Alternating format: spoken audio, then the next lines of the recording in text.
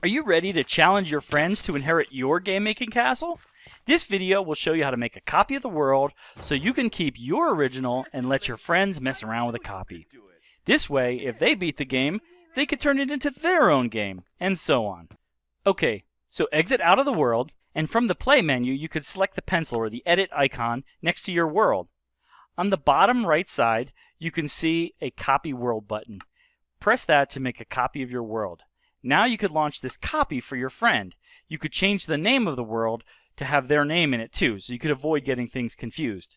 If you want to hide that secret button that I told you about, you can go ahead into creative mode and blocking that opening. Then you can go into the Gamemakers Room and hit the Reset Game button, and at that point it's time to turn it over to your friend. Good luck.